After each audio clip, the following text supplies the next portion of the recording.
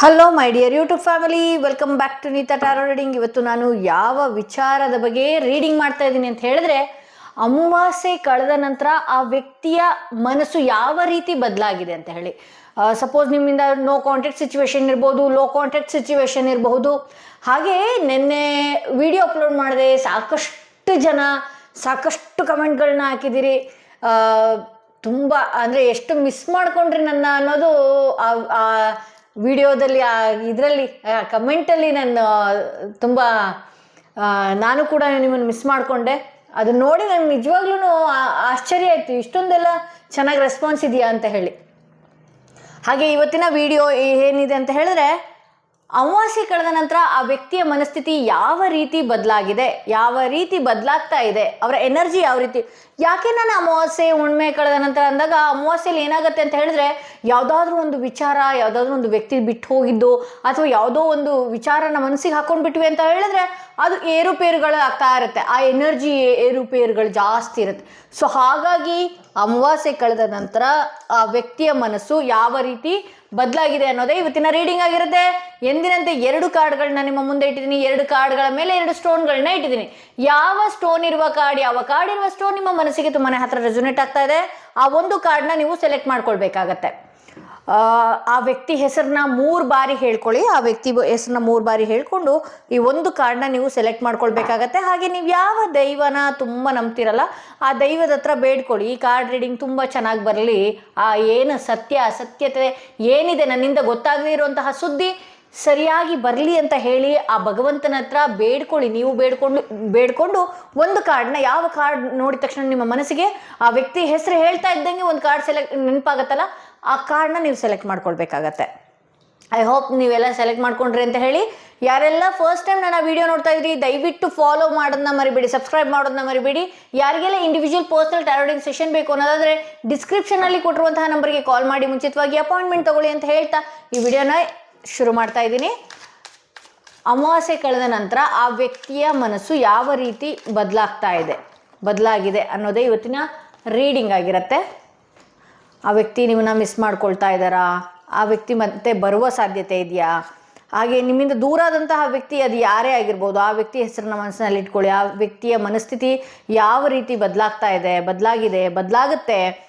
Okay, 7 of ಸ್ವಾರ್ಡ್ಸ್ ಇದೆ, ಸ್ವಾರ್ಡ್ಸ್, pentacles, cups. Okay ಇಲ್ಲಿ ಆ ವ್ಯಕ್ತಿ ಏನಂತ ಹೇಳಿದ್ರೆ, ಈ ವ್ಯಕ್ತಿ ನಿಮ್ಮ ವಿಚಾರದಲ್ಲಿ ನೀವು ಏನೇ ಅಳ್ಬೋದು, ಏನೇ ಮಿಸ್ ಮಾಡ್ಕೊಳ್ತಾ ಇರ್ಬೋದು, ಏನೇ ಆಗಿರಬಹುದು. ಇಲ್ಲಿ 7 ಆಫ್ ಸ್ವಾರ್ಡ್ಸ್ ಬಂದಿರೋದ್ರಿಂದ ಆ ವ್ಯಕ್ತಿ ಒಂದಷ್ಟು ಕನ್ಫ್ಯೂಷನ್ ಮೈಂಡಲ್ಲಿರ್ತಾರೆ.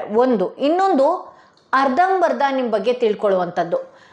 ಅಂದರೆ ನೀವು ತುಂಬಾ ಮಿಸ್ ಮಾಡ್ಕೊಳ್ತಾ ಇದ್ದೀನಿ ಅನ್ನುವ ರೀತಿ ಅವ್ರನ್ನ ಶೋ ಮಾಡಿಕೊಂಡ್ರು ಕೂಡ ಆ ವ್ಯಕ್ತಿ ನಿಮ್ಮ ಬಗ್ಗೆ ಸಂಪೂರ್ಣವಾಗಿ ಅರ್ಥ ಮಾಡ್ಕೊಳ್ಳಲ್ಲ. ಅರಿಬರಿಯಾಗಿ ಅರ್ಥ ಮಾಡಿಕೊಂಡು ಅರ್ಧಂಬರ್ಧನೇ ನಿಮ್ಮ ವಿಚಾರವಾಗಿ ತಿಳ್ಕೊಂಡು, ನೀವು ಕೂಡ ವ್ಯಕ್ತಿಯ ವ್ಯಕ್ತಿತ್ವ ಯಾವ ರೀತಿ ಇದೆ ಅಂತಲೇ ಗೊತ್ತಾಗೋದಿಲ್ಲ. ಅರಿಬರಿಯಾಗಿ ನೀವು ತಿಳ್ಕೊಂಡು ನಿಮ್ಮ ಮನಸ್ಸನ್ನು ನೀವು ಹಾಳು ಮಾಡ್ಕೊಳ್ತಾ ಇದ್ದೀರಿ ಅಂತ ಹೇಳಿ ತೋರಿಸ್ತಾ ಇದೆ. ಇಲ್ಲಿ ಆ ವ್ಯಕ್ತಿಯ ಮನಸ್ಸು ಯಾವ ರೀತಿ ಆಗ್ತಾ ಇದೆ ಇತ್ತೀಚೆಗೆ ಅಂತ ಹೇಳಿದ್ರೆ, ಸಾಕಷ್ಟು ನಿಮ್ಮ ವಿಚಾರದಲ್ಲಿ ಆ ನೆನಪುಗಳನ್ನು ಕಾಡುವಂಥದ್ದು. ಸಾಕಷ್ಟು ಆ ವ್ಯಕ್ತಿ ಕೂಡ ನಿಮ್ಮನ್ನು ತುಂಬ ಮಿಸ್ ಮಾಡಿಕೊಳ್ಳುವಂಥದ್ದು. ಆ ವ್ಯಕ್ತಿ ನಿಮ್ಮ ಜೊತೆ ಕಳೆದಂಥ ಕ್ಷಣಗಳಾಗಿರ್ಬೋದು, ದಿನಗಳಾಗಿರಬಹುದು, ಮೆಲುಕು ಹಾಕುವಂಥದ್ದು. ನೀವು ಅವ್ರನ್ನ ಪದೇ ಪದೇ ನೆನಪು ಮಾಡ್ಕೊಳ್ತಾ ಇದ್ದೀರಾ ಅನ್ನುವ ವಿಷಯನೂ ಕೂಡ ಆ ವ್ಯಕ್ತಿಗೆ ಗೊತ್ತಿದೆ. ಬಟ್ ಆದರೆ ಯಾವುದೋ ಒಂದು ಇಕ್ಕಟ್ಟಿನ ಪರಿಸ್ಥಿತಿಯಲ್ಲಿ ಆ ವ್ಯಕ್ತಿ ಸಿಲುಕಿಕೊಂಡಿದ್ದಾರೆ ಅಂತ ಹೇಳಿ ತೋರಿಸ್ತಾ ಇದೆ. ಇಲ್ಲಿ ಪೇಜ್ ಆಫ್ ಪೆಂಟಿಕಲ್ಸ್ ಬಂದಿರೋದ್ರಿಂದ ಒಳ್ಳೆಯ ಅವಕಾಶ, ಅಂದರೆ ಒಳ್ಳೆಯ ವಿಚಾರ ನಿಮಗೆ ಮೆಸೇಜ್ ಮಾಡಬೇಕು ಅಂತ ಆಗಿರ್ಬೋದು, ಅಥವಾ ನಿಮ್ಮ ಪ್ರೊಫೈಲ್ನ ನೋಡುವಂಥದ್ದಾಗಿರ್ಬಹುದು, ನಿಮ್ಮ ಬಗ್ಗೆ ಬೇರೆಯವ್ರ ಹತ್ರ ಕೇಳುವಂಥದ್ದಾಗಿರ್ಬೋದು, ನಿಮ್ಮ ಬಗ್ಗೆ ಮೆಲುಕು ಹಾಕುವಂಥದ್ದು ಇತ್ತೀಚೆಗೆ ಈ ವ್ಯಕ್ತಿ ಮಾಡ್ತಾ ಇದ್ದಾರೆ. ಈ ವ್ಯಕ್ತಿ ಏನಂತ ಹೇಳಿದ್ರೆ, ಒಂದಷ್ಟು ಈ ವ್ಯಕ್ತಿಗೆ ಅವರ ವಿಚಾರದಲ್ಲಿ, ಅವ್ರ ಲೈಫಿನ ವಿಚಾರದಲ್ಲಿ ಆ ವ್ಯಕ್ತಿನೇ ಅವರ ಒಂದು ಸರಿಯಾದ ನಿರ್ಧಾರ ತಗೊಳ್ಳೋದಕ್ಕೆ ಬರೋದಿಲ್ಲ. ಯಾರೋ ಒಬ್ರು ಹೇಳಿದಂಥ ಮಾತುಗಳನ್ನು ಕೇಳುವುದು, ಅಥವಾ ಯಾವುದೋ ಒಂದು ಐಡಿಯಾ ಬರ್ತಿದ್ದಾಗೆ ಪಟ್ಟ ಚೇಂಜ್ ಆಗುವುದು, ಈ ರೀತಿ ಎಲ್ಲ ಮಾಡ್ತಾರೆ. ಬಟ್ ಆದರೆ ಆ ವ್ಯಕ್ತಿ ಸಂಪೂರ್ಣವಾಗಿ ನಿಮ್ಮನ್ನು ಮರ್ತು ಹೋಗ್ಬಿಟ್ರ ಅಂತ ಹೇಳಿದ್ರೆ ಇಲ್ಲ. ಈ ಅಮಾವಾಸ್ಯೆ ಕಳೆದ ನಂತರ ಕೂಡ ಈ ವ್ಯಕ್ತಿಗೆ ನಿಮ್ಮ ಬಗ್ಗೆ ಇತ್ತೀಚೆಗೆ ಒಲವು ಮೂಡುವಂಥದ್ದು. ನಿಮ್ಮ ಪ್ರೊಫೈಲ್ನ ನೋಡುವಂಥದ್ದು, ನಿಮ್ಮನ್ನು ತುಂಬ ಮಿಸ್ ಮಾಡ್ಕೊಳ್ತಾ ಇರುವಂಥದ್ದು, ನಿಮ್ಮ ಬಗ್ಗೆ ಯೋಚನೆ ಮಾಡ್ತಾ ಇರುವಂಥದ್ದು, ಅಟ್ಲೀಸ್ಟ್ ಆ ವ್ಯಕ್ತಿ ನಿಮ್ಮನ್ನು ಕಾಂಟ್ಯಾಕ್ಟ್ ಮಾಡೋದಕ್ಕೂ ಕೂಡ ಸಿದ್ಧರಾಗ್ತಾರೆ. ಇಲ್ಲಿ ಹೇಗಿರುತ್ತೆ ಅಂತ ಹೇಳಿದ್ರೆ, ನೀವು ಹೇಗೆ ರಿಯಾಕ್ಟ್ ಮಾಡ್ತೀರೋ ಹಾಗೆ ಆ ವ್ಯಕ್ತಿನೂ ಕೂಡ ರಿಯಾಕ್ಟ್ ಮಾಡ್ತಾರೆ. ಯಾಕೆ ಈ ಮಾತು ಹೇಳ್ತಾ ಇದ್ದೀನಿ ಅಂತ ಹೇಳಿದ್ರೆ, ಪದೇ ಪದೇ ಹಳೆ ವಿಚಾರನ ಎತ್ತು ಡ್ರ್ಯಾಗ್ ಮಾಡಿ ಅವ್ರಿಗೆ ಕ್ವಶನ್ಸ್ಗಳನ್ನ ಕೇಳಿ ಅವ್ರ ಮನಸ್ಸನ್ನ ನೋವು ಮಾಡೋದಕ್ಕಿಂತ ಆ ವ್ಯಕ್ತಿಗೆ ನೀವು ಒಳ್ಳೆಯ ಫ್ರೆಂಡ್ ರೀತಿಯಾಗಿ ಅವರ ಮನಸ್ಸಿನ ಮಾತುಗಳನ್ನು ಕೇಳುವಂಥದ್ದು, ಒಂದು ಫ್ರೆಂಡ್ ರೀತಿಯಾಗಿ ನಿಮ್ಮ ವಿಚಾರಗಳನ್ನು, ಒಳ್ಳೆಯ ವಿಚಾರಗಳನ್ನು ಶೇರ್ ಮಾಡುವಂಥದ್ದು, ಆ ವ್ಯಕ್ತಿನೂ ಕೂಡ ಅದೇ ರೀತಿ ಮಾಡ್ತಾ ಹೋಗ್ತಾರೆ ಅಂತ ಹೇಳಿ ತೋರಿಸುತ್ತೆ. ಇಲ್ಲಿ ಆ ವ್ಯಕ್ತಿಗೆ ನಿಮ್ಮ ನೆನಪು ಕಾಡ್ತಾನೆ ಇಲ್ವಾ ಅಂತ ಹೇಳಿದ್ರೆ, ಹೌದು, ಈ 2 ದಿನದಿಂದೇನೂ ಕೂಡ ಆ ವ್ಯಕ್ತಿ ತುಂಬ ಸಾಕಷ್ಟು ನಿಮ್ಮ ವಿಚಾರವಾಗಿ ತುಂಬಾ ಮಿಸ್ ಮಾಡ್ಕೊಳ್ತಾ ಇದ್ದಾರೆ ಅಂತಲೇ ಹೇಳ್ಬೋದು. ಇಲ್ಲಿ 10 of Wands ಬಂದಿರೋದ್ರಿಂದ ಯಾಕೋ ಗೊತ್ತಿಲ್ಲ, ಈ ಸಂಬಂಧದ ವಿಚಾರದಲ್ಲಿ, ಈ ವಿಚಾರದಲ್ಲಿ ಆ ವ್ಯಕ್ತಿಗೆ ಒಂದಷ್ಟು ಬ್ರೇಕ್ ಬೇಕು, ಫುಲ್ ಸ್ಟಾಪ್ ಬೇಕು. ನಾನು ಎಷ್ಟೆಲ್ಲ ಮಾಡಿದ್ರೂ ಕೂಡ ಯಾರು ನನ್ನನ್ನು ಅರ್ಥ ಮಾಡ್ಕೊಂಡಿಲ್ಲ ಅನ್ನೋದು ಒಂದು ಕಡೆ ಆದರೆ, ಇನ್ನೊಂದು ಕಡೆ ನೀವು ಯಾವ ರೀತಿ ಫೀಲ್ ಮಾಡ್ಕೊಳ್ತಾ ಇದ್ರೋ ಆ ವ್ಯಕ್ತಿನೂ ಕೂಡ ಅದೇ ರೀತಿ ಫೀಲ್ ಮಾಡ್ಕೊಳ್ತಾರೆ. ಬಟ್ ಆ ವ್ಯಕ್ತಿಗೆ ಏನಾಗ್ತಾ ಇದೆ ಅಂತ ಹೇಳಿದ್ರೆ, ಈ ವಿಚಾರದಲ್ಲಿ ಫುಲ್ ಸ್ಟಾಪ್ ಇಟ್ಟಿದ್ದೇ ಒಳ್ಳೆಯದಾ? ಯಾಕೆಂದರೆ ಈ ವಿಚಾರದಲ್ಲಿ ತುಂಬಾ ಕ್ವಶನ್ಸ್ಗಳಾಗಿರ್ಬೋದು, ಈ ಸಂಬಂಧನ ಹೇಗೇಗೋ ತಗೊಂಡು ಹೋದರೂ ಕೂಡ ಇದು ಇಷ್ಟಕ್ಕೆ ಇದೆ. ಇಲ್ಲಿ ಒಂದಷ್ಟು ನೀವು ಯಾವ ರೀತಿ ಗಾಬರಿ, ಟೆನ್ಷನ್ನು, ತುಂಬಾ ಸ್ಟ್ರೆಸ್ ಫೀಲ್ ಆಗುವಂಥದ್ದು. ಇಲ್ಲಿ 10 of Wands ಬಂದಿರೋದ್ರಿಂದ ಏನಾಗುತ್ತೆ ಅಂತ ಹೇಳಿದ್ರೆ, ನಿಮ್ಮ ಸೋಲಾರ್ ಪ್ಲೆಕ್ಸ್ ಚಕ್ರ ಬ್ಲಾಕ್ ಆಗುತ್ತೆ. ಆ ಬ್ಲಾಕ್ ಆದಾಗ ಏನಾಗುತ್ತೆ ಅಂತ ಹೇಳಿದ್ರೆ, ಇನ್ಸೆಕ್ಯೂರ್ ಫೀಲು, ನನ್ನನ್ನು ಇವರು ಇವತ್ತು ಬಿಟ್ಟೋಗ್ಬಿಡ್ತಾರಾ ರೀತಿ ಫೀಲ್. ಓಕೆ, ಇಲ್ಲಿ 9 of Cups ಬಂದಿರೋದ್ರಿಂದ ಈ ವ್ಯಕ್ತಿ ಮುಂದಿನ ದಿನಗಳಲ್ಲಿ ಈ ಸಂಬಂಧ ಬೇಕು ಅನ್ನುವ ಮನಸ್ಥಿತಿಗೆ ಬರ್ತಾರೆ. ಬಟ್ ಆದರೆ ಬರೋ ತನಕ ನೀವು ಯಾವ ರೀತಿ ಹೋಗ್ತೀರಿ ಅಂತ ಹೇಳಿದ್ರೆ, ಸಿಕ್ಕಾಬಟ್ಟೆ ಸ್ಟ್ರೆಸ್ ಮಾಡ್ಕೊಳ್ಳುವಂಥದ್ದು. ಇದು ನಾನು ಯಾವಾಗಲೂ ಒಂದು ರೀಡಿಂಗಲ್ಲಿ ಹೇಳ್ತಾ ಇರ್ತೀನಿ, ಪದೇ ಪದೇ ಪದೇ ಪದೇ ಆ ವ್ಯಕ್ತಿ ದೂರ ಆಗೋದ್ರು, ದೂರ ಬಿಟ್ಟರು, ದೂರ ಇದ್ದಾರೋ ಇಲ್ವೋ, ಊಟ ಮಾಡಿದ್ರು, ತಿಂದ್ರೋ, ನನ್ನ ನೋಡಿದ್ರು, ನನ್ನ ನೋಡಲಿಲ್ವೋ, ನನ್ನ ಬಗ್ಗೆ ಯೋಚನೆ ಇದೆಯೋ, ಅವರು ಮನುಷ್ಯರು ತಾನೆ, ನೀವು ಮನುಷ್ಯರು ಹೌದಲ್ಲ. ನೀವು ಹೇಗೆ ಮಿಸ್ ಮಾಡ್ಕೊಳ್ತಿದ್ದೀರೋ ಆ ವ್ಯಕ್ತಿಗೂ ಕೂಡ ಮಿಸ್ ಆಗಿರುತ್ತೆ. ಅವರು ಕೂಡ ನಿಮ್ಮ ಬಗ್ಗೆ ಯೋಚನೆ ಮಾಡಿರ್ತಾರೆ. ಪದೇ ಪದೇ ಪದೇ ಪದೇ ಪದೇ ನೀವು ಎಷ್ಟು ಯೋಚನೆ ಮಾಡ್ತೀರಿ ಆ ವ್ಯಕ್ತಿ ಬಗ್ಗೆ, ಆ ವ್ಯಕ್ತಿ ನಿಮ್ಮನ್ನ ಮಿಸ್ ಮಾಡ್ಕೊಳ್ಳೋದಿಲ್ಲ. ಆ ವ್ಯಕ್ತಿಗೆ ನಿಮ್ಮ ಕಡೆ ಗಮನನೇ ಬರೋದಿಲ್ಲ. ಇದನ್ನ ಟ್ರೈ ಮಾಡಿ, ಈ ಟೆಕ್ನಿಕ್ನ ಟ್ರೈ ಮಾಡಿ, ಆ ವ್ಯಕ್ತಿನ ಸಡನ್ ಆಗಿ ಮರೆತು ಬೇರೆ ಕಡೆ ಕಾನ್ಸಂಟ್ರೇಷನ್ ಮಾಡಿ, ಬೇರೆ ಕಡೆ ಯೋಚನೆ ಮಾಡಿ. ಆಗ ಆ ವ್ಯಕ್ತಿಯ ಮನಸ್ಸು ಎಳೆಯೋದಕ್ಕೆ ಶುರು ಆಗತ್ತೆ. ಆ ವ್ಯಕ್ತಿಗೆ ನೀವೇನು ಎನರ್ಜಿ ಪಾಸ್ ಮಾಡಿರ್ತೀರಲ್ಲ, ತುಂಬ ಮಿಸ್ ಮಾಡ್ಕೊಂಡಿರ್ತೀರಲ್ಲ, ಆ ವ್ಯಕ್ತಿಗೂ ಕೂಡ ಅದೇ ರೀತಿ ಯೋಚನೆ ಬರುವಂಥದ್ದು, ತುಂಬ ನೆನಪು ಮಾಡ್ಕೊಳ್ಳುವಂಥದ್ದು, ಈ ರೀತಿ ಎಲ್ಲ ಮಾಡ್ತಾರೆ ಅಂತ ಹೇಳಿ ತೋರಿಸ್ತಾ ಇದೆ. ಇಲ್ಲಿ ಏನಾಗ್ತಾ ಇದೆ ಅಂತ ಹೇಳಿದ್ರೆ, ಅವರು ಯಾವುದೋ ಒಂದು ಚಿಕ್ಕ ಚಿಕ್ಕ ವಿಚಾರಗಳಾಗಿರ್ಬೋದು, ಏನೇ ಇರಬಹುದು, ಇಂಥ ವಿಚಾರಗಳಲ್ಲಿ ನೀವೇನು ಮಾಡ್ಕೊಳ್ತಾ ಇದ್ದೀರಿ ಅಂತ ಹೇಳಿದ್ರೆ, ತುಂಬಾ ಮಾನಸಿಕವಾಗಿ ಪದೇ ಪದೇ ಯೋಚನೆ ಮಾಡುವಂಥದ್ದು. ನೀವು ಆ ಟೈಮ್ನ ಹೀಲ್ ಮಾಡ್ಕೊಳ್ಳೋದಕ್ಕೆ ಬಿಡ್ತಾ ಇಲ್ಲ. ಪದೇ ಪದೇ ಅವ್ರನ್ನ ಕಾಂಟ್ಯಾಕ್ಟ್ ಮಾಡೋದು, ಪದೇ ಪದೇ ಅವ್ರನ್ನ ಮಾತನಾಡೋದು, ಪದೇ ಪದೇ ಅವ್ರ ಬಗ್ಗೆ ಅನುಮಾನನ ವ್ಯಕ್ತಪಡಿಸೋದು, ಅನುಮಾನನ ನಿಮ್ಮ ಮೈಂಡ್ನಲ್ಲಿ ನೀವೇ ತಲೆ ತುಂಬಿಕೊಳ್ಳುವಂಥದ್ದು. ಈ ರೀತಿ ಎಲ್ಲ ಮಾಡಿದಾಗ ಏನಾಗ್ತಾ ಇದೆ ಅಂದರೆ, ಆ ವ್ಯಕ್ತಿ ಇನ್ನೂ ದೂರ ಹೋಗ್ತಾ ಇದ್ದಾರೆ ನಿಮ್ಮಿಂದ. ಬರಬೇಕು ಅನ್ನುವ ಮನಸ್ಸು ಅವರು ಕೂಡ ಈ ಸಂಬಂಧದಲ್ಲಿ ತುಂಬಾ ಆಸೆ ಕನಸುಗಳನ್ನು ಕಟ್ಟಿದ್ರು. ಹೌದು, ಪಾಸ್ಟಲ್ಲಿ ಯಾವುದೋ ಒಂದು ತಪ್ಪನ್ನ ಮಾಡಿದ್ದಾರೆ. ಹೌದು, ನಿಮ್ಮಿಬ್ಬರ ನಡುವೆ ಯಾರೋ ಒಂದು ಶತ್ರುತ್ವನ ಬೆಳೆಸಿದ್ದಾರೆ. ಹೌದು, ನಿಮ್ಮಿಬ್ಬರ ನಡುವೆ ಯಾರೋ ಒಂದು ದೂರ ಮಾಡಬೇಕು ಅನ್ನುವ ಏನಂತ ಹೇಳ್ತಾರೆ, ಕುತಂತ್ರಗೇಡಿ ಕೆಲಸಗಳನ್ನು ಮಾಡಿದ್ದಾರೆ. ಬಟ್ ಆದರೆ ನೀವು ಕೂಡ ಆ ವ್ಯಕ್ತಿಯನ್ನು ದೂರಿದ್ದು, ಆ ವ್ಯಕ್ತಿಗೆ ಇದು ಬೇಡ, ಇಲ್ಲಿ ಫುಲ್ ಸ್ಟಾಪ್. ಯಾಕೆಂದರೆ ಕ್ವಶನ್ಸ್ಗಳು ಜಾಸ್ತಿ ಆದಾಗ ಯಾರು ಕೂಡ ಅಲ್ಲಿ ಇರೋದಕ್ಕೆ ಇಷ್ಟಪಡೋದಿಲ್ಲ. ಸೊ ಹಾಗಾಗಿ ಈ ವ್ಯಕ್ತಿ ಪದೇ ಪದೇ ಈ ರೀತಿ ಆಗ್ತಾ ಇರೋದ್ರಿಂದ ಈ ಸಂಬಂಧನೇ ಬೇಡ ಅಂತ ಹೇಳಿ ದೂರ ಹೋಗ್ತಾ ಇದ್ದಾರೆ. ಅದಕ್ಕೆ ಹೇಳೋದು ನಾನು, ಒಬ್ಬ ವ್ಯಕ್ತಿ ನಾವು ಬೇಡ ಅಂತ ಹೇಳಿದಾಗ ಅವ್ರು ಪದೇ ಪದೇ ಅವ್ರನ್ನ ಕಾಂಟ್ಯಾಕ್ಟ್ ಮಾಡ್ತಾ ಇದ್ದಾರೆ ಅಂತ ಅಂದಾಗ, ನೀವು ಬೇಡ ಅಂತ ಹೇಳ್ಕೊಂಡು ಅವ್ರು ದೂರ ಹೋಗಿದ್ದಾರೆ ಅಂತ ಅಂದಾಗ ಅವ್ರಿಗೆ ಟೈಮ್ ಕೊಡಿ, ಅವ್ರಿಗೆ ಮನಸ್ಸು ಎಳೆಯುತ್ತೆ. ಯಾರಿಗೆ ತಾನೇ ಇಷ್ಟ ಆಗಲ್ಲ ನಮ್ಮನ್ನು ತುಂಬ ಕೇರ್ ಮಾಡೋರು, ನಮ್ಮನ್ನು ತುಂಬ ಕಾಡಾಡೋರು, ನಮ್ಮನ್ನು ತುಂಬ ಮಾತಾಡಬೇಕು ಅಂತ ಅಂದ್ಕೊಳ್ಳೋರು, ಯಾರಿಗಿಷ್ಟ ಆಗಲ್ಲ?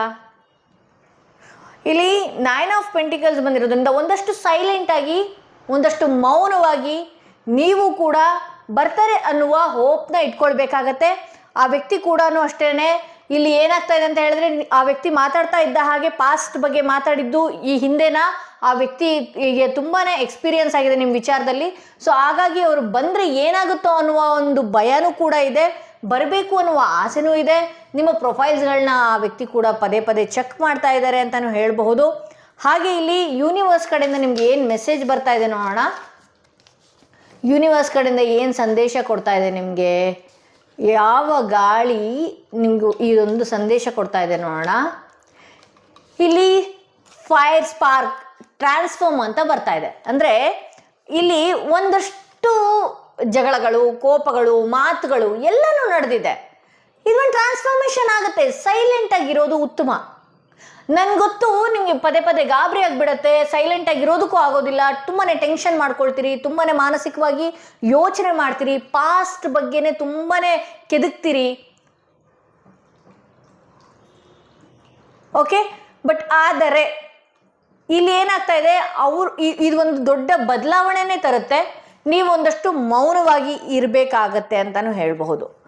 ಹಾಗೆ ಮತ್ತೊಂದು ಯೂನಿವರ್ಸಲ್ ಮೆಸೇಜ್ ಏನು ಬರ್ತಾ ಇದೆ, ಏನು ನಿಮಗೆ ಸಂದೇಶ ಕೊಡ್ತಾ ಇದೆ, ಯಾವ ವಿಚಾರದಲ್ಲಿ ಎಚ್ಚರಿಕೆಯಿಂದ ಇರಬೇಕು, ಟೋಟ್ಯಾಲಿಟಿ ಅಂತ ಬರ್ತಾ ಇದೆ. ಅಂದರೆ ಆ ವ್ಯಕ್ತಿ ಸಂಪೂರ್ಣವಾಗಿ ನಿಮ್ಮ ಬಗ್ಗೆ ಯೋಚನೆ ಮಾಡಿಕೊಂಡು ವಾಪಸ್ ಬರೋವರೆಗೂ ಒಂದಷ್ಟು ನೀವು ಅವ್ರನ್ನ ತಾಳ್ಮೆಯಿಂದ ಹೀಲ್ ಆಗೋದಕ್ಕೆ ಬಿಡಬೇಕಾಗತ್ತೆ, ಅವ್ರ ಪಾಡಿಗೆ ಅವ್ರನ್ನ ಬಿಡಬೇಕಾಗತ್ತೆ. ಓಕೆ, ನನಗೆ ಗೊತ್ತು ಈ ಇಷ್ಟು ಗೊಂದಲಗಳಲ್ಲಿ ನಿಮ್ಗೆ ಸಾಕಷ್ಟು ಕ್ವಶನ್ಸ್ಗಳು ಮೂಡ್ತಾ ಇರತ್ತೆ. ಅವ್ರು ಬರದೇ ಹೋದರೆ, ಅವ್ರು ನನ್ನ ಹತ್ರ ಸಿಗದೆ ಹೋದರೆ, ಅವ್ರು ಇಲ್ಲಿಂದ ಕಟ್ ಆಫ್ ಆಗಿ ಹೋದರೆ, ಪ್ರಪಂಚ ಭಾರಿ ಚಿಕ್ಕದಲ್ಲ. ಒಬ್ಬ ವ್ಯಕ್ತಿಯ ಮುಖ ಇವತ್ತು ನೋಡಿದರೆ ಮತ್ತೆ ನೋಡಲೇಬೇಕು. ಅಲ್ಲಿ ನೀವೇನೋ ಹೇಳಬೇಕು ಅನ್ನೋದಿದ್ರೆ, ಆ ವ್ಯಕ್ತಿನೂ ಏನೋ ಹೇಳಬೇಕು ಅನ್ನೋದಿದ್ರೆ ನೀವು ಸಿಗ್ತೀರಿ.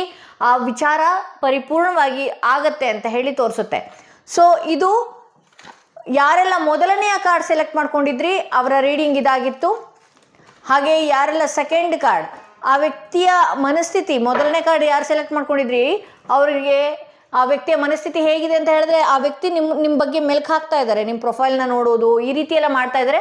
ದಯವಿಟ್ಟು ಅವ್ರನ್ನ ಒಂದಷ್ಟು ತಾಳ್ಮೆಯಿಂದ ಬಿಟ್ಬಿಡಿ, ಆ ವ್ಯಕ್ತಿ ಮತ್ತೆ ಬರುವ ಸಾಧ್ಯತೆ ಹೆಚ್ಚಿದೆ.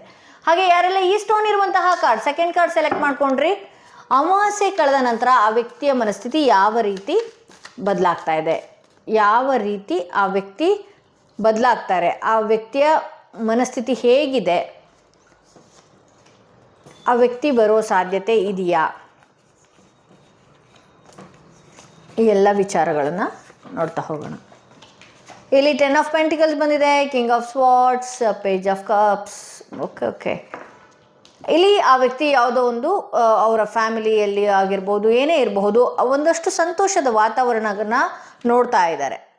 ಇಲ್ಲಿ ಆ ವ್ಯಕ್ತಿ ನೀವೇ ಏನು ಈಗ ಯೋಚನೆ ಮಾಡಿ ಈ ರೀಡಿಂಗ್ ನೋಡ್ತಾ ಇದ್ದೀರಲ್ಲ, ತುಂಬ ಚಂಚಲ ಮನಸ್ಸು ನಿಮ್ಮದೇ ಆಗಿರಬಹುದು. ಇಲ್ಲಿ ಪೇಜ್ ಆಫ್ ಕಪ್ಸ್ ಬಂದಿರೋದ್ರಿಂದ ಹೌದು, ಎಕ್ಸ್ಪೆಕ್ಟೇಷನ್ ಜಾಸ್ತಿ, ಹಿಂಗೆ ಫೋನ್ ಮಾಡಬೇಕು, ಹಿಂಗೆ ನನ್ನ ಕೇರ್ ತಗೋಬೇಕು, ಈ ರೀತಿ ಎಲ್ಲ ಇದೆ.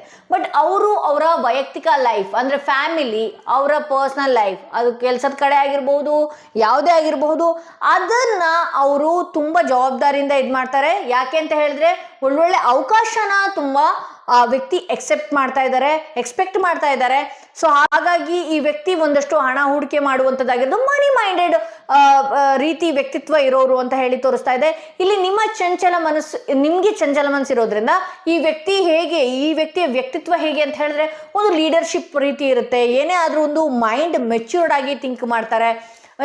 ನೀವು ಏನು ಎಕ್ಸ್ಪೆಕ್ಟೇಷನ್ ಮಾಡ್ತಿರ್ತೀರಲ್ಲ, ಪದೇ ಪದೇ ನನಗೆ ಟೈಮ್ ಕೊಡಬೇಕು, ಇರಬೇಕು, ಇಲ್ಲ, ಆ ವ್ಯಕ್ತಿ ಅವರ ವೈಯಕ್ತಿಕ ಲೈಫಿಗೋ ಅಥವಾ ಮುಂದೆ ಮಾಡಬೇಕಾದಂಥ ಗೋಲ್ ಕಡೆ ಯೋಚನೆ ಮಾಡುವಂಥದ್ದು, ಅವರ ಕೆಲಸಕ್ಕೆ ಟೈಮ್ ಕೊಡುವಂಥದ್ದು, ಹಣಕ್ಕೆ ಅವರು ಸಮಯ ಕೊಡುವಂಥದ್ದು, ಈ ರೀತಿ ಎಲ್ಲ ಮಾಡ್ತಾರೆ. ಇಲ್ಲಿ ನಿಮಗೆ ಟೈಮ್ ಕೊಡದೇ ಇದ್ದಾಗ ಏನಾಗುತ್ತೆ, ಸಾಕಷ್ಟು ಅನುಮಾನಗಳನ್ನು ಮೂಡುವಂಥದ್ದು, ಸಾಕಷ್ಟು ಗೊಂದಲಗಳನ್ನು ನಿಮ್ಮ ಮನಸ್ಸಿನಲ್ಲೇ ನೀವು ಇಟ್ಕೊಳ್ಳುವಂಥದ್ದು.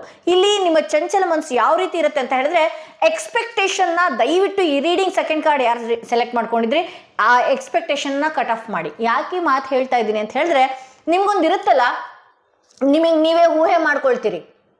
ನೀವು ಬೇಕಾದ್ರೆ ಈ ರೀಡಿಂಗ್ನ ನೋಡ್ತಾ ನೋಡ್ತಾ ಯೋಚನೆ ಮಾಡಿ ನಿಮಗೆ ನೀವೇ ಊಹೆ ಮಾಡ್ಕೊಳ್ಳೋದು. ಅಂದರೆ ಹೀಗೆ ಫೋನ್ ಮಾಡ್ತಾರೆ, ಹೀಗೆ ಕಾಂಟ್ಯಾಕ್ಟ್ ಆಗ್ತೀವಿ, ಹೀಗೆ ಬರ್ತಾರೆ, ಇದನ್ನೆಲ್ಲ ನೀವು ನಿಮ್ಮ ಬ್ರೈನಿಗೆ ಹಾಕಿರುವಂತಹ ಊಟ. ಅವ್ರು ಯಾರು ನಿಮಗೆ ಪ್ರಾಮಿಸ್ ಮಾಡಿಲ್ಲ, ನಾನು ಹಿಂಗೆ ಇರ್ತೀನಿ, ನಾನು ಹಿಂಗೆ ಬರ್ತೀನಿ. ಯಾವುದೋ ಒಂದು ವಿಚಾರದ ನಡುವೆ ನಿಮ್ಮಿಂದ ದೂರ ಆಗಿದ್ದಾರೆ. ಹೌದು, ಅವರ ವೈಯಕ್ತಿಕ ಲೈಫ್ಗೆ ಅವರು ಒಂದಷ್ಟು ಟೈಮ್ ಕೊಡ್ತಾ ಇದ್ದಾರೆ, ಮುಂದಿನ ಗೋಲ್ ಬಗ್ಗೆ ಯೋಚನೆ ಮಾಡ್ತಾ ಇದ್ದಾರೆ. ನಿಮ್ಗೆ ಯಾಕಿಲ್ಲ ಮೈಂಡ್ ಸೆಟ್? ನೀವು ಅದೇ ರೀತಿನೇ ಆ ವ್ಯಕ್ತಿನ ಇಷ್ಟಪಟ್ಟವ್ರಲ್ವಾ? ಸೊ ನಿಮ್ಗೆ ಯಾಕೆ ನೀವು ಇಲ್ಲಿ ಏನಾಗ್ತಿದೆ ಅಂದ್ರೆ ನಿಮ್ಮ ಕಡೆ ನೀವು ಗಮನ ಕೊಡ್ತಾ ಇಲ್ಲ, ಯಾಕಷ್ಟೇ ಅವ್ರ ಕಡೆನೇ ನೀವು ತುಂಬ ಸಮಯ ಕಳೀತಾ ಇರೋದು, ಎಕ್ಸ್ಪೆಕ್ಟೇಷನ್ಸ್ನ ಜಾಸ್ತಿ ಮಾಡ್ಕೊಂಡಿರುವಂಥದ್ದು. ಈ ರೀತಿ ಎಲ್ಲ ಆದಾಗ ಏನಾಗ್ತಾ ಇದೆ ಅಂತ ಹೇಳಿದ್ರೆ ಸಾಕಷ್ಟು ಅನುಮಾನಗಳನ್ನ ನೀವು ಮೂಡಿಸ್ಕೊಳ್ತಾ ಇರೋದು. ಆ ಸಮಯಕ್ಕೆ ಸಪೋಸ್ ಈಗ ಒಂದು 5 ಗಂಟೆಗೆ ಅವ್ರು ಕಾಲ್ ಮಾಡ್ತಾರೆ ಅಂತ ನೀವು ಅನ್ಕೊಳ್ತೀರ, ಅವ್ರು ಮಾಡಲ್ಲ, ನಾಳೆ ತನಕನೂ ಮಾಡಲ್ಲ. 100 ಸಲ ಫೋನ್ ತೆಗಿಯೋದು, 100 ಸಲ ಅವ್ರ ಬಗ್ಗೆ ಎಕ್ಸ್ಪೆಕ್ಟೇಷನ್ ಮಾಡೋದು, ಈ ರೀತಿ ಮಾಡಿಕೊಂಡು ನಿಮ್ಮ ಮೈಂಡಿಗೆ ನೀವೇ ಅನುಮಾನ ತಗೊಳ್ಳುವಂಥದ್ದು ನಿಮ್ಮ ಸಾರಿ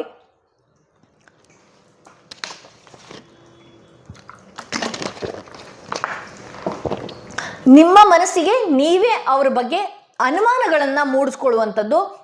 ನಿಮ್ಮ ಎಕ್ಸ್ಪೆಕ್ಟೇಷನ್ಸ್ ಏನಾದರೂ ಅದು ಮೋಸ ಆಯಿತು ಅಂತ ನಿಮಗೆ ನೀವೇ ಅಂದ್ಕೊಳ್ಳೋದು.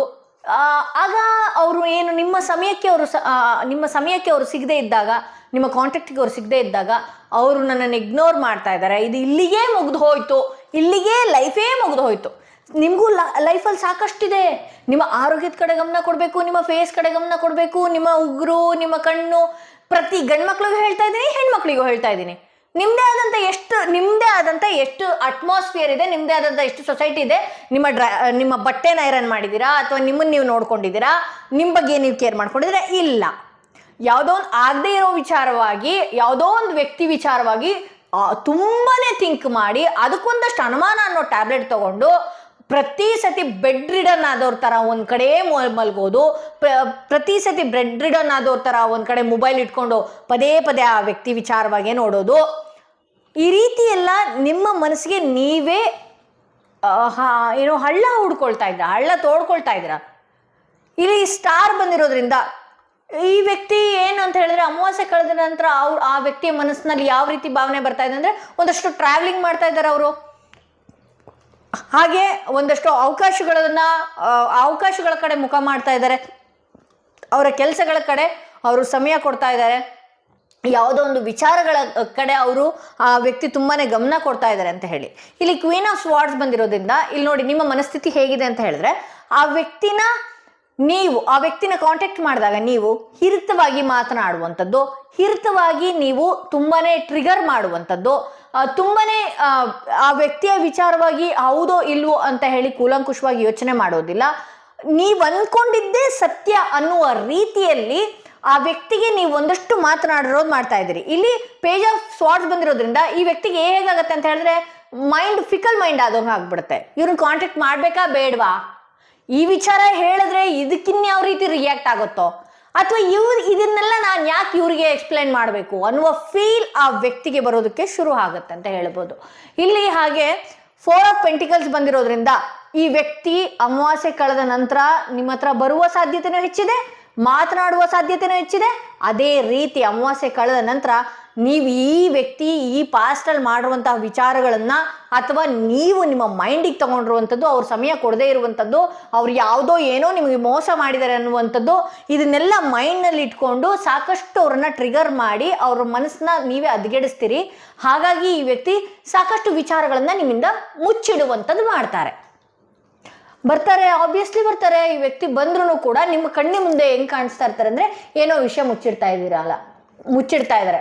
ಸಾಕಷ್ಟು ಜನ ಇಲ್ಲಿ ಸ್ಪಿರಿಚುವಲ್ ಕನೆಕ್ಟ್ ಆಗೋದವರು ಇದೀರಪ್ಪ. ಇಲ್ಲಿ ಐ ಪ್ರಿಸ್ಟಸ್ ಬಂದಿರೋದ್ರಿಂದ ಇಲ್ಲಿ ರೀಡಿಂಗ್ ನೋಡ್ತಿರೋರು ಏನಂತ ಹೇಳಿದ್ರೆ ನಿಮ್ಗೆ ಇಂಟ್ಯೂಷನ್ ಚೆನ್ನಾಗಿ ವರ್ಕ್ ಆಗುತ್ತೆ.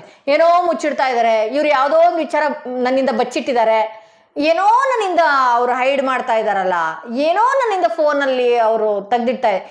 ಈ ರೀತಿ ಎಲ್ಲ ನಿಮಗೆ ನೀವೇ ಅನ್ಕೊಳ್ಳೋದು. ಆ ವ್ಯಕ್ತಿಯಲ್ಲಿ ಏನೋ ಹೇಳಕ್ ಬಂದ್ರು, ಓಪನ್ ಅಪ್ ಆಗ್ಬೇಕು ಅಂತ ಬಂದ್ರು ಕೂಡ ಹೇಳದೆ ಸೈಲೆಂಟ್ ಇರ್ತಾರಲ್ಲ, ಅದು ನಿಮಗೆ ತುಂಬಾನೇ ಚೆನ್ನಾಗಿ ಗೊತ್ತಾಗತ್ತೆ. ಯಾಕೆಂದ್ರೆ ಟ್ರಿಗರ್ ಮಾಡಿ ಇಲ್ಲಿ ಸ್ವಾರ್ಡ್ಸ್ಗಳನ್ನ ನಾನು ನೋಡಿ ಇಲ್ಲಿ ನಿಮ್ಮ ಮೈಂಡ್ ತುಂಬ ಚಂಚಲ ಆಗತ್ತೆ. ಆ ವ್ಯಕ್ತಿಗೆ ತುಂಬ ಚೆನ್ನಾಗಿ ಗೊತ್ತಿದೆ ಈ ಸಂಬಂಧನ ನಾನು ಹೇಗೆ ತಗೊಂಡು ಹೋಗಬೇಕು, ಅಥವಾ ಇದಕ್ಕೆ ಎಷ್ಟು ಟೈಮ್ ಬೇಕು, ನನ್ನ ಕೆಲಸಕ್ಕೆ ಎಷ್ಟು ಟೈಮ್ ಬೇಕು, ನನ್ನ ಫ್ಯಾಮಿಲಿಗೆ ಎಷ್ಟು ಟೈಮ್ ಬೇಕು, ನನಗೆ ಎಷ್ಟು ಟೈಮ್ ಬೇಕು, ಫ್ರೆಂಡ್ಸಿಗೆ ಎಷ್ಟು ಟೈಮ್ ಬೇಕು, ಈ ವ್ಯಕ್ತಿಗೆ ತುಂಬ ಚೆನ್ನಾಗಿ ಗೊತ್ತಿದೆ. ಬಟ್ ಆದರೆ ಇಲ್ಲಿ ಆಗಲ್ಲ ಧ್ಯಾನ ಮಾಡೋದು. ನೀವು 24 ಗಂಟೆ ಧ್ಯಾನ ಮಾಡೋದು ಅದೇ ಕೆಲಸನಾ?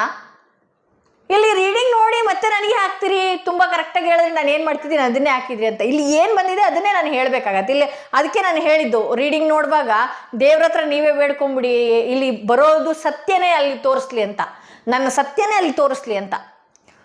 ಸೊ ಇಲ್ಲಿ ಎಂಪ್ರೆಸ್ ಕಾರ್ಡ್ ಬಂದಿರೋದ್ರಿಂದ ನಿಮ್ಮಿಬ್ಬರ ಅಂದರೆ ಆ ವ್ಯಕ್ತಿಯ ಮನಸ್ಸು ಸಂಪೂರ್ಣವಾಗಿ ನಿಮ್ಮ ಹತ್ತಕ್ಕೆ ಬದಲಾಗುವಂತಹ ಹೆಚ್ಚಿದೆ. ಇಲ್ಲಿ ಎಂಪ್ರೆಸ್ ಬಂದಿರೋದ್ರಿಂದ no contact situation, low contact situation, ಯಾವುದೋ ಒಂದು ದೊಡ್ಡ ಜಗಳ, ಯಾವುದೋ ಒಂದು ಮನಸ್ತಾಪ ಏನೇ ಇದ್ರೂ ಸರಿ ರೀ, ಆ ವ್ಯಕ್ತಿ ಬಂದು ಮಾತನಾಡ್ತಾರೆ ಅನ್ನೋದೇ ಇಲ್ಲಿ ತೋರಿಸ್ತಾ ಇದೆ. ಇಲ್ಲಿ ನಿಮಗೆ ಯೂನಿವರ್ಸ್ ಕಡೆಯಿಂದ ಏನು ಮೆಸೇಜ್ ಕೊಡ್ತಾ ಇದೆ ನೋಡೋಣ. ನೀವು ನಂಬುವ ದೈವ, ದೇವರು ಯಾವ ರೀತಿ ಒಂದು ಗಾಳಿಯ ಸಂದೇಶ ಕೊಡ್ತಾ ಇದೆ ನೋಡೋಣ. ಥಂಡರ್ ಬರ್ಡ್ ವಿಷನ್ ಅಂತ ಇಲ್ಲಿ ಬರ್ತಾ ಇದೆ, ಟ್ರಯಲ್ ಬ್ಲೇಸರ್ ಅಂತ ಬರ್ತಾ ಇದೆ. ಇಲ್ಲಿ ಏನಾಗಿದೆ ಅಂತ ಹೇಳಿದ್ರೆ, ಈ ವ್ಯಕ್ತಿ ಒಂದಷ್ಟು ಎತ್ತರಕ್ಕೆ ಹೋಗಬೇಕು ಅನ್ನುವ ಮೈಂಡ್ ಸೆಟ್ ಇದೆ. ಹಾಗೆ ಈ ವ್ಯಕ್ತಿ ಮನಸ್ಸು ಕೂಡ ಒಂದಷ್ಟು ಚಂಚಲ ಆಗುವಂಥದ್ದು. ನೀವು ಅಷ್ಟೇ ಸಾಕಷ್ಟು ವಿಚಾರದಲ್ಲಿ ತುಂಬನೇ ಎತ್ತರಕ್ಕೆ, ಈ ವಿಚಾರದಲ್ಲಿ ತುಂಬನೇ ಎತ್ತರಕ್ಕೆ ನೀವು ಕನಸುಗಳನ್ನ ಕಟ್ಟಿದ್ರಿ. ಇಲ್ಲಿ ಏನಾಗ್ತಾ ಇದೆ ಅಂದ್ರೆ, ಆ ಕನಸು ಒಂದಷ್ಟು ಡಿಲೇ ಆದಾಗ ಏನಾಗ್ತಾ ಇದೆ ಅಂತ ಹೇಳಿದ್ರೆ, ನಿಮ್ಮ ಮನಸ್ಸನ್ನ ನೀವು ಹಾಳು ಮಾಡ್ಕೊಳ್ಳುವಂಥದ್ದು, ಸಾಕಷ್ಟು ಭಯನ ನಿಮ್ಮ ಮನಸ್ಸಿನಲ್ಲಿ ನೀವೇ ಮಾಡ್ಕೊಳ್ತಾ ಇದ್ದೀರಿ ಅಂತ ಹೇಳಿ ಯೂನಿವರ್ಸ್ ಕಡೆಯಿಂದ ಮೆಸೇಜ್ ಬರ್ತಾ ಇದೆ. ಹಾಗೆ ಮತ್ತೊಂದು ಯೂನಿವರ್ಸ್ ಕಡೆಯಿಂದ ಏನು ಮೆಸೇಜ್ ಬರ್ತಾ ಇದೆ, ಮತ್ತೊಂದು ಕಾರ್ಡಲ್ಲಿ ಯೂನಿವರ್ಸ್ ಏನು ಹೇಳ್ತಾ ಇದೆ ನೋಡೋಣ. ಇಲ್ಲಿ ಟ್ರಾವೆಲಿಂಗ್ ಬರ್ತಾ ಇದೆ. ನನ್ಗನ್ಸುತ್ತೆ ಇಲ್ಲಿ ಯಾರು ಈ ರೀಡಿಂಗ್ನ ಸೆಲೆಕ್ಟ್ ಮಾಡ್ಕೊಂಡಿದ್ದೀರಲ್ಲ, ಒಂದಷ್ಟು ಜಾಗ ಬದಲಾವಣೆ ಮಾಡುವಂಥದ್ದು, ಒಂದಷ್ಟು ನಿಮ್ಮ ಮನಸ್ಸಿಗೆ ಎಲ್ಲಿ ಖುಷಿ ಸಿಗುತ್ತೆ ಅಲ್ಲಿರುವಂಥದ್ದು, ಪದೇ ಪದೇ ಈ ವ್ಯಕ್ತಿ ವಿಚಾರವಾಗಿ ಮೆಲುಕು ಹಾಕಿ ಮನಸ್ಸಿಗೆ ನೋವು ಮಾಡ್ಕೊಳ್ಳೋ ಬದಲು ನೀವು ಒಂದಷ್ಟು ಜಾಗಗಳನ್ನು ಬದಲಾವಣೆ ಮಾಡ್ಕೊಳ್ಳೋದು ಅತಿ ಉತ್ತಮ ಅಂತ ಹೇಳಬಹುದು. ಅಲ್ಲೇನಾಗುತ್ತೆ, ನಿಮ್ಮ ಮನಸ್ಸು ಒಂದಷ್ಟು ಹೀಲ್ ಆಗತ್ತೆ, ನೀವು ಕೂಡ ಸಮಾಧಾನಕ್ಕೆ ಬರ್ತೀರಿ ಅಂತ ಹೇಳಿ ತೋರಿಸುತ್ತೆ. ಸೊ ಇದು ಇವತ್ತಿನ ರೀಡಿಂಗ್ ಆಗಿತ್ತು. ಯಾರೆಲ್ಲ ಫಸ್ಟ್ ಟೈಮ್ ನನ್ನ ವಿಡಿಯೋ ನೋಡ್ತಾ ಇದ್ರಿ, ದಯವಿಟ್ಟು ಫಾಲೋ ಮಾಡೋದನ್ನ, ಸಬ್ಸ್ಕ್ರೈಬ್ ಮಾಡೋದನ್ನ ಮರಿಬೇಡಿ. ಯಾರಿಗೆಲ್ಲ ಇಂಡಿವಿಜುವಲ್ ಪರ್ಸನಲ್ ಟಾರೋ ರೀಡಿಂಗ್ ಸೆಷನ್ ಬೇಕು ಅನ್ನೋದಾದ್ರೆ ಡಿಸ್ಪ್ಲೇಯಲ್ಲಿ ಅಥವಾ ಡಿಸ್ಕ್ರಿಪ್ಷನಲ್ಲಿ ಕೊಟ್ಟಿರುವಂತಹ ನಂಬರ್ಗೆ ಕಾಲ್ ಮಾಡಿ ಮುಂಚಿತವಾಗಿ ಅಪಾಯಿಂಟ್ಮೆಂಟ್ ತಗೊಳ್ಳಿ ಅಂತ ಹೇಳ್ತಾ ಈ ವಿಡಿಯೋನ ಇಲ್ಲಿಗೆ ಮುಗಿಸ್ತಾ ಇದ್ದೀನಿ.